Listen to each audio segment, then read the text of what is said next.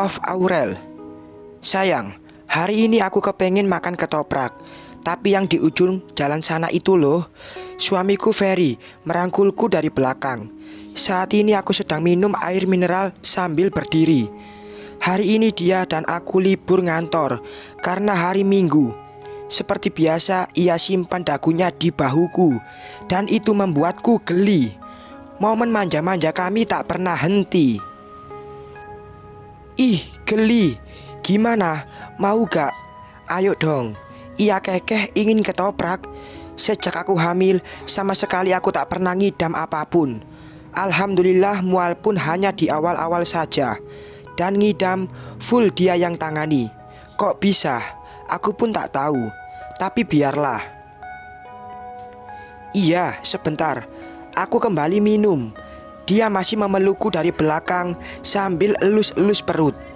Kamu apaan sih? Nanti ada Simbok atau Bibi? Malu. Ucapku terkekeh geli. Kadang Simbok dan Bibi suka melihat kami yang sedang bermanjaan. Meskipun malu, tapi aku suka sih. Biarinlah, kamu kan istriku. Emang boleh aku meluk cewek lain dari belakang? Sontak aku balik badan. Tangannya masih merangkul pinggangku. Ih, awas ya. Jangan-jangan kamu suka gombal sama cewek. Ketusku. Ya sudah. Makanya kalau aku lagi mau manja-manjaan, diem dong sayang. Jangan ngomel. Dia elus kepalaku lalu kecup kening ini dengan lembut. Kami saling berhadapan. Katanya mau nyari ketoprak. Tanyaku. Ia manggut-manggut. Ayo ajaknya. Kemarin pengen duren, naik biang lala. Ah, aneh-aneh deh. Yang aku heran saat kamu naik biang lala itu, emang kamu suka naik kayak gituan? Kami masih berjalan gandengan tangan. Tertawa membayangkan saat suamiku naik biang lala sendiri. Dia persis seperti anak TK. Aku sih juga gak tahu. Kalau harus kamu tahu, baru malam itu aku naik kayak gituan. Kayak kepengen banget. Apa karena si baby ini ya? Dia elus perutku sambil jalan. Ah, masa sih? Ucapku heran sambil terkekeh.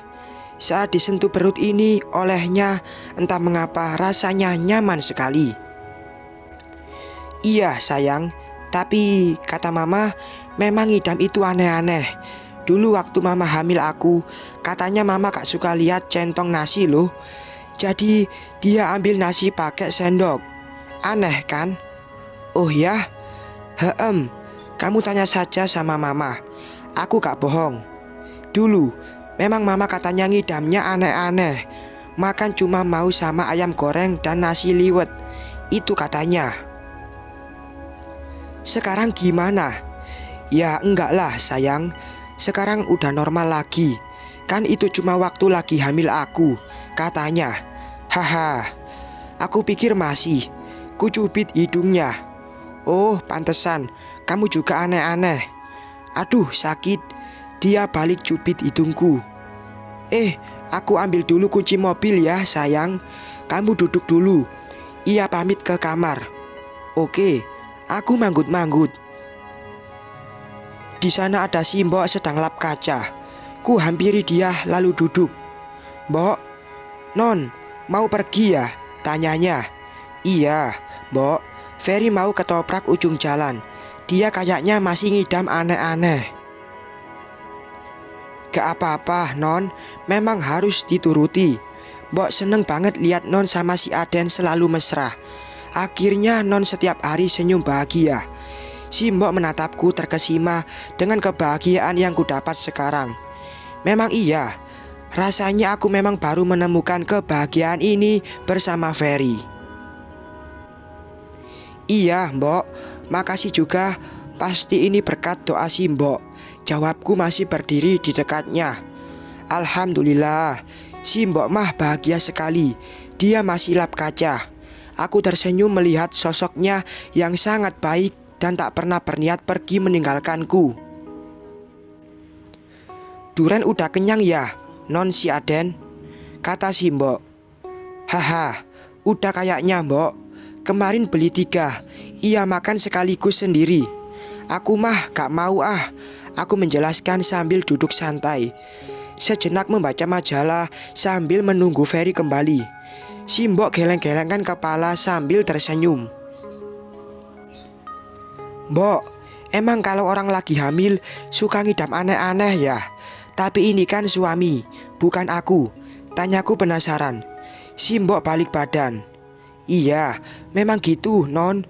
Dulu sih papa Non gak ngidam, cuma suka rujak saja. Nah, si nyonyanya yang ngidamnya ya mama si Non. Tahu nggak? Almarhumah nyonya itu suka sebel sama ulekan. Mbok lagi ngulek sambel buat tuan, nyonya ambil tuh ulekan lalu dibuang. Si mbok terkekeh. Hah? Masa sih, Mbok? Iya manggut-manggut. Pasti Non gak percaya. Tuan jadi suka sama sambal, nyonya gak suka lihat ulekan. Makanya tiap bikin sambal suka pas nyonya gak ada dulu baru dibuatin sampai habis selosin. Non, nyonya banting ulekan kalau lihat mbok ngulek. Kepala si mbok geleng-geleng. Ya ampun, pasti mereka lucu sekali. Aku terkekeh. Ya ampun, kok bisa ya mbok? Pas hamil aku kan, ucapku. Ya iya, hamil siapa lagi? Tapi papa gak marah mbok. Mama kayak gitu. Tanyaku lagi fokus ngobrol dengan si mbok.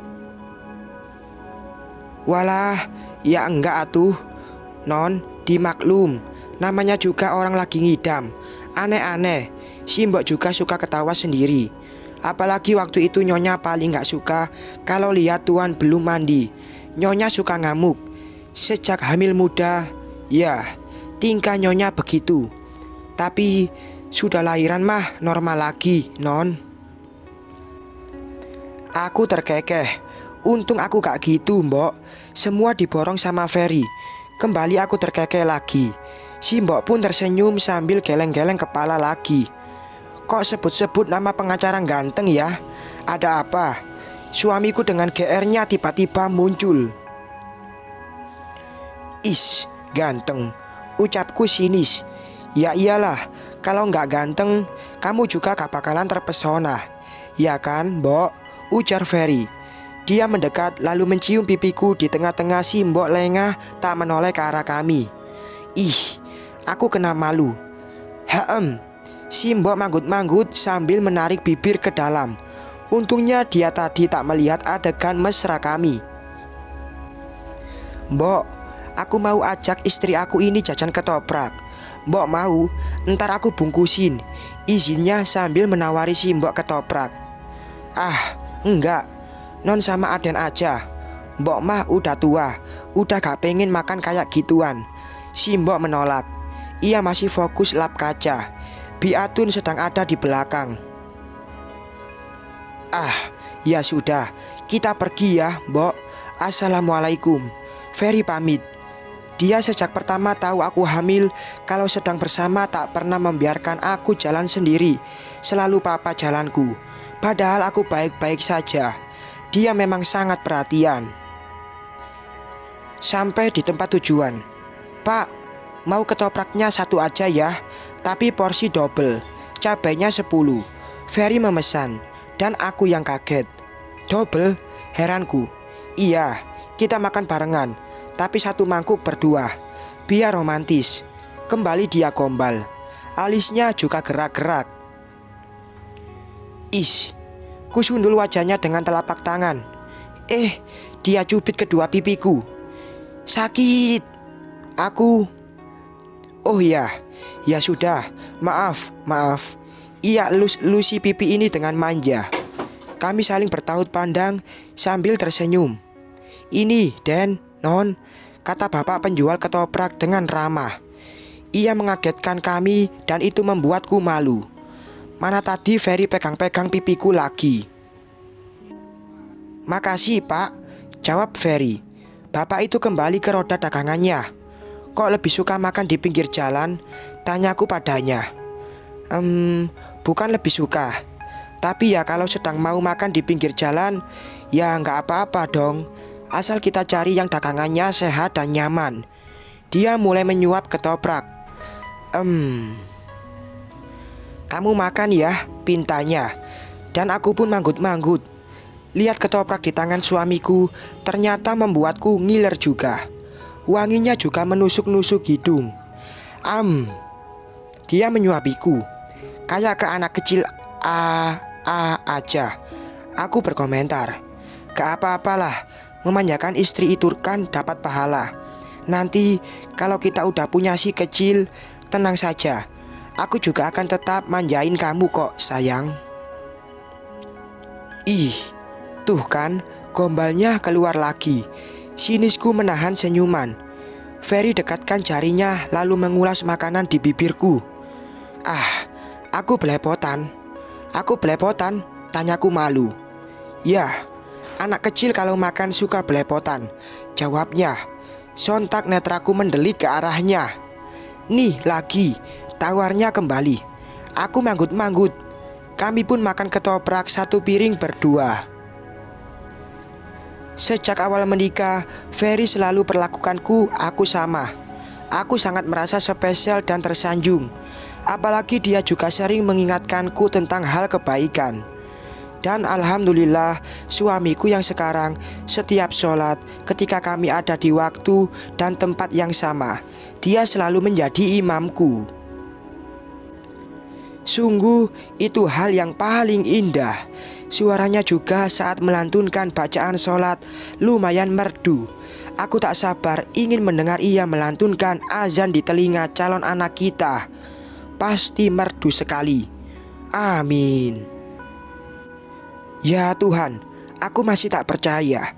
Sesudah menikah kami juga akan segera menjadi orang tua. Aku yang dulu acap kali membuat almarhum papa dan mama jengkel, kini akan segera merasakan bagaimana rasanya menjadi orang tua. Nak, semoga kamu terlahir menjadi anak yang saleh dan saleha. Buang sisi buruk dari mama ini. Sayang, gimana kabar Mbak Maya? Tanyaku pada Ferry. Karena setelah penembakan tak sengaja itu, Mbak Maya terpaksa kena kurungan selama 5 bulan. Dia amat sangat menyesal dan meminta maaf. Tapi aku mengerti, itu hanya sebuah kecelakaan. Sejenak Ferry taruh sendok. Oh ya, katanya suami Mbak Maya di Thailand meninggal, sayang. Dan Mbak Maya dapat bagian harta warisan dari usaha suaminya. Tapi bukan yang usaha gelapnya. Suami Mbak Maya itu di sana kan punya usaha showroom di mana-mana. Nah, mungkin dia dapat bagian dari itu semua. Mereka menikahkan sah secara agama dan hukum. Suamiku menjelaskan. Innalillahi. Jadi suami Mbak Maya meninggal. Innalillahi. Tapi jadi Pak Nadimin gak kesusahan lagi dong, ucapku. Alhamdulillah sepertinya enggak. Aku sih gak tahu. Terakhir bertemu dengan Mbak Maya kan waktu habis masa kurungan. Dan aku dapat informasi itu dari orang-orangku. Ferry kembali menjelaskan. Dan katanya suami Mbak Maya itu tak punya orang tua dan saudara. Mereka juga belum punya anak. Maka dari itu, saat suaminya meninggal karena serangan jantung, Mbak Maya kembali ke Thailand untuk urus pemakaman suami dan semuanya. Dan Mbak Maya katanya sudah kembali ke Indo. Kami belum pernah bertemu lagi. Entah sekarang masih di rumah Pak Nadimin yang dulu atau tidak. Gimana kalau kita ke sana, ke rumah Pak Nadimin? Silaturahmi, ideku. Boleh. Tapi habiskan dulu makanannya. Nanti kalau gak habis, nangis. Kami pun memutuskan untuk berkunjung ke rumah Pak Nadimin dan Bu Samsiah setelah selesai menyantap ketoprak.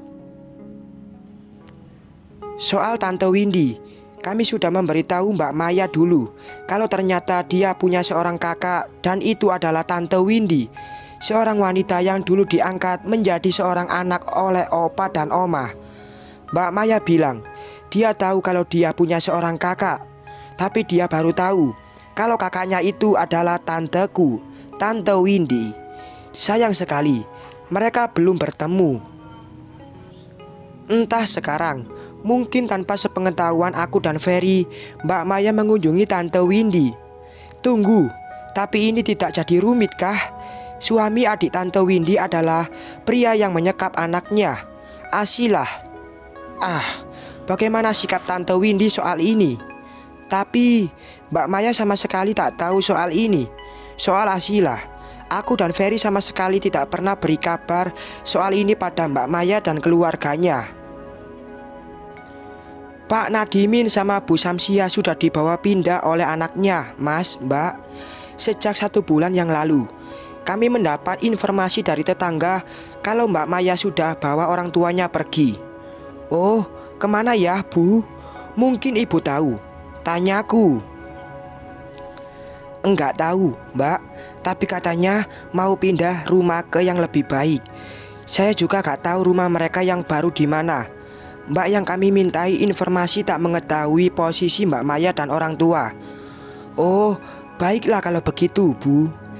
Maaf saya sudah mengganggu waktunya. Saya dan suami saya permisi. Alhasil kami pun gagal untuk menemui Mbak Maya.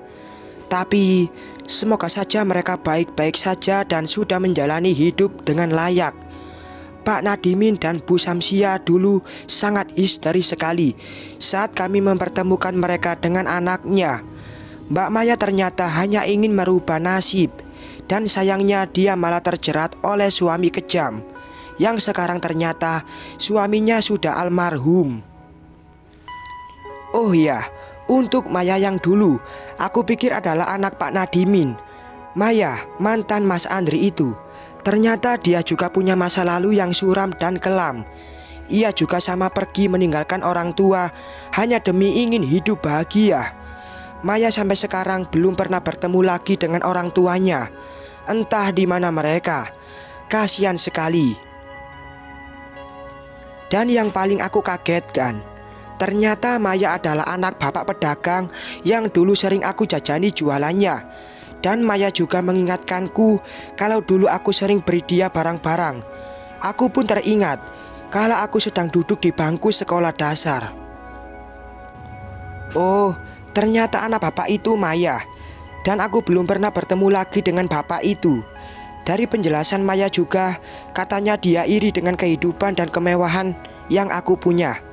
Entah kebetulan atau apa, setiap aku ada dan sedang bersenang-senang, Maya ada di sana dan menjadikan dia merasa cemburu padaku.